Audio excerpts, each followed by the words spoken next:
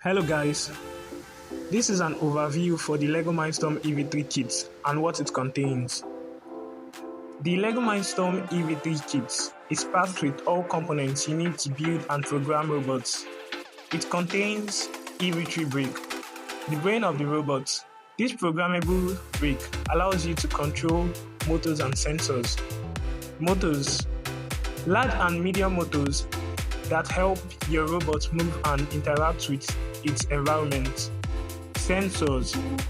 The kit comes with sensors like the touch sensor, color sensor, ultrasonic sensor, and gyro sensor. Technique pieces.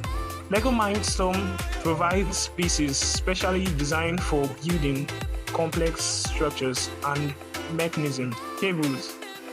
These are used to connect motors and sensors to the EV3 brick. Wheels and tracks.